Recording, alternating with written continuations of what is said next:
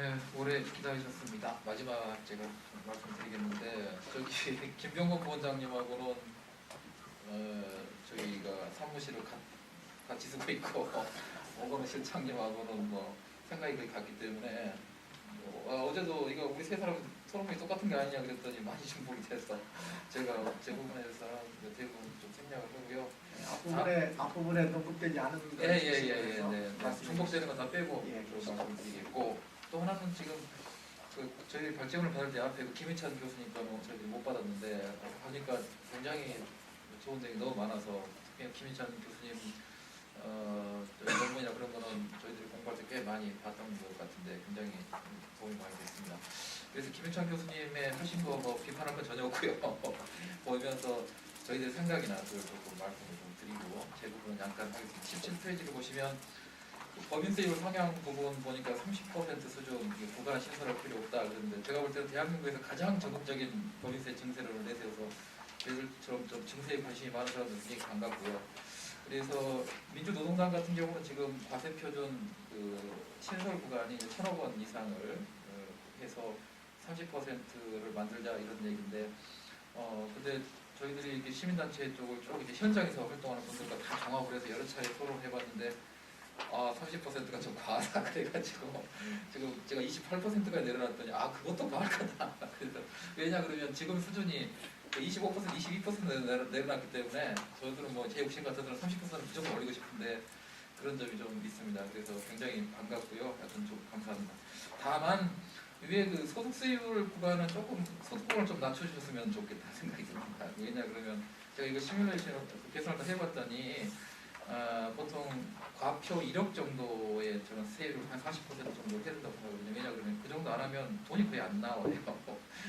이걸 해봤더니 과표 1억이면 근로소득세 같은 경우는 이제 보통 소득이 한 1억 4천, 종합소득세는 1억 한 2천 정도 되는데 과표 1억으로 잡고 40% 해봤더니 제 계산으로는 대략 2012년 기준으로 근로소득세는 한 5천억 정도, 종합소득세에서는 한 1조 원 정도, 그래서 도합해서 한 1조 5천억 정도 나온다는 그런 결론이 나오더라고요. 그래서 이 부분은 조금 낮춰주셨으면, 구간을 낮춘다는 거는 고세율 구간이 높아진다는 것이기 때문에 조금 부자들 세금 더 많이 낸다는 겁니다. 그래서 그 의견을 좀 드리고 싶습니다.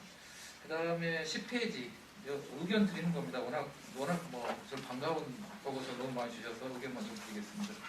10페이지 이제 그 세율 부분에서 좀 드릴 부분은 이번에 제가 국정감사를 한다고 그래서 어느 의원이 좀 도와달라고 그래서 이 부분에 대해서 제가 자료 요청을 좀 했어요. 재경부 쪽에, 기재부 쪽에 자료 요청을 해서 2005년부터 2010년까지 OECD 국가들이 증세한 거를 전부 다 제출해라 이렇게 딱 했더니 이 친구들이 다 제출한 게 아니고 자기들이 입맛에 맞는 것만 제출했거든요. 다 빼버리고 그리고 그 내용을 보니까 부가가치세가 좀 있었고요.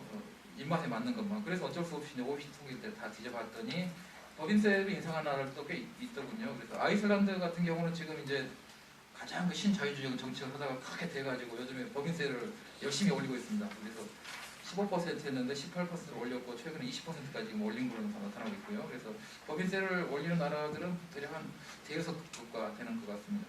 그다음에 소득세도 물론 세율을 인하하는 게 추세이기 때문에 조금 인하하는 나라도 많고요. 올리는 나라만 말씀드리는 겁니다. 그다음에 소득세도 부자 구간 만드는 거에 해서 한 대여섯 나라가 조금 올리는 나라가 좀 있는 것 같고요.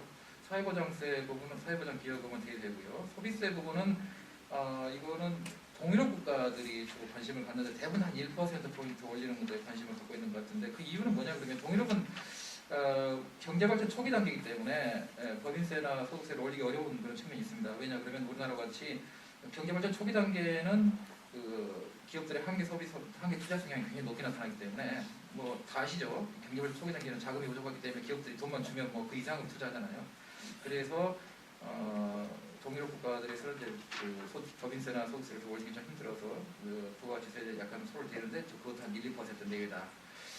담배세 주세 같은 경우는 남유럽 국가들이 좀 관심을 갖는데 이 나라들이 사실 남유럽 국가들이 복지국가라고 좀 보기 어렵습니다. 북유럽이 좀 복지국가고 남유럽 전 세계적으로 90년대 이후에 레이거노믹스와 대처리즘이 영미국가뿐만 아니라 남유럽 북유럽 국가가 다 영향을 끼쳤죠. 그래서 북유럽 국가는 그나마 이제 좀 영향을 덜 받은 거고 남유럽 국가는 아주 영향을 많이 받은 국가인데 그래서 지금 경제가 뭐 이탈리아 총리 같은 그런 사람들이 뭐 부시하고 다른 점이 뭐가 있겠어요? 그거 보면은 굉장히 레이거런스 영향을 많이 받았는데 그 영향으로 지금 아주 경제를 엉망으로 만들어 놓고 그래서 지금 서민 정세에 관심을 갖는 부자 장세는 부자 감세는 충분히 했고요. 그래서 관심을 갖는 것 같습니다. 그래서 이런 부분들이 있고요. 근데 이제 세율을 인하하는 부분들이 있긴 있지만 그 GDP 대비 그 비중은 꾸준히 높아지는 걸로 나타납니다. 법인세 같은 경우에 1990년대 GDP 대비 OECD 평균이 한 8%인데 지금 10.8%다. 그러니까 조세 탄성치가 있기 때문에 소득세나 법인세는 조세 탄성치가 있기 때문에 세율을 좀씩 인하하고는 있지만 그 공제 부분을 좀 조정한다 할지라도 법인세 비중은 꾸준히 높아가고 있다. 소득세는 좀 줄어가고 있는 거고요. 그래서 이런 부분들이 물론 교수님들이 이걸 충분히 고려하시겠지만 이게 이제 너무 짧게 쓰셨기 때문에 이 부분만 보면은 조금 오해소져 있기 때문에 제가 조금 보충 설명을 좀 드렸습니다. 그래서 너무 아주 반가운 보고서 감사드리고요. 제가 준비한 걸 좀 말씀드리면 이제 시작입니까? 예, 하십시오. 아닙니다. 제가 빨리 합니다. 엄청 많이. 원하는 말씀. 네. 70페이지 보면은 뭐 논쟁할 때 이제 좀 참고하다 한 세 가지 논점 말씀드리겠습니다. 그래서 최근에 그 선진국 재정 위기가 과잉 복지냐 부자 감세냐 거기에 논쟁이 있었는데 제가 그 OECD 통계를 찾아보니까 뭐 한 방에 해결할 수 있는 통계가 나와 있더군요. 그래서 70페이지 밑에 그림과 표가 그건데요. 보시면 뭐 80년대 때는 조세 부담률이 2.2% 상승할 때 GDP 복지 지출 비율이 2.2% 상승했으니까 굉장히 재정이 안정적이었겠죠. 복지가 늘었지만 90년대에는 조세 부담률이 2.4%포인트 상승할 때 복지가 1.3%포인트 상승했기 때문에 재정이 오히려 더 좋아졌겠죠. 복지가 늘었지만 2000년대를 보면 물론 7년간입니다만 복지가 0.4% 늘었기 때문에 복지가 많이 늘었다고 절대 볼 수 없고 오히려 부자 감세가 많이 이루어지면서 결국은 이게 결국은 그 선진국의 재정 위기 원인이 아닌가 그래서 논쟁할 때 참고 삼아 쓰시라고 가져왔습니다. 71페이지는 남유럽이 이거 재정이 어렵다 그런데 북유럽은 너무나도 안정적이더라고요. 그래서 72페이지 표를 보시면 지금 현재 GDP 대비 정부부채 비율이 남유럽이 2010년입니다. 99%고 OECD 평균 66%인데 북유럽은 48%로 복지가 높다고 그래도 재정위기가 온 거 아니다. 그래서 결국 재정위기 원인은 부자 감세다 이런 거고 물론 남유럽에 있어서 그리스 같은 나라는 좀 상당한 복지가 있긴 있더군요. 그것까지 부정할 수는 없지만 그러나 주 원인은 부자 감세다 그런 얘기고요. 그 다음에 73페이지 기업들의 시기별 한계 투자성을 아까 교수님들 하신 것에 조금 제가 관련돼서 한계 투자성을 봤더니 80년대 한계 투자성이 0.94, 90년에 0.89 이 정도면은 사실 이럴 때는 법에서 감세해야 하는 게 좋을 수도 있습니다. 그런데 2000년으로 0.29 정도로 떨어지게 되면 이때는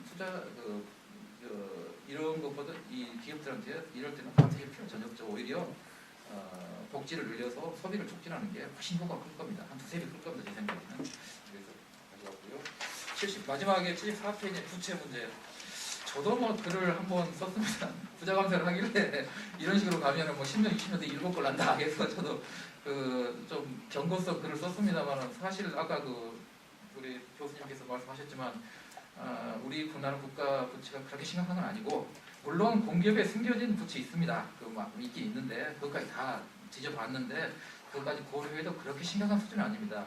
그래 이게 일본도 봤어요. 일본도 이 친구들이 많이 공기업에 숨겨놓은 거 아닌가 이렇게 생각이 돼서 봤더니 일본은 지금 정부 부채 220%, 올해는 230%죠. 2011년에 그러니까 국가 부채 200%, 지방까지 230%인데 그 방식이 지금 현재 우리나라 비슷하더라고요.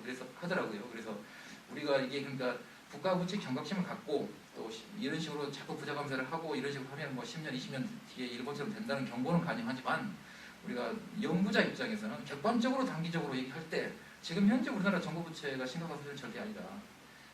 이런 말씀을 드린 이유는 아까 이제 다른 선생님도 얘기하신 것처럼 지금 현재 자꾸 MB가 지금 복지 지출 축소 쪽으로 가려고 하니까 말씀드리는 건데 우리나라 정부 부채 현 수준에서는 공기업에 숨겨진 걸 다 고려하더라도 그렇게 심각한 수준은 아니다라는 걸 말씀드리기 위해서 말씀드렸습니다. 마치겠습니다. 감사합니다. 경제 규모나 이에 대해서는 이제 논란이 많이 있어 왔는데 절대적 수준이 이제 비교 대상 국가에 비해서 과도하지 않다는 데 대해서 이해들이 있는 것 같고, 이제 주된 이제 논점은 MB 정부 들어서의 그 증가율, 증가 속도의 문제와, 그다음에 이제 2008년 이제 금융위기 이후에 WD이 다가올 때 대비한 그 대응 수단으로서의 재정 수단에 대한 그 대비, 이것이 과연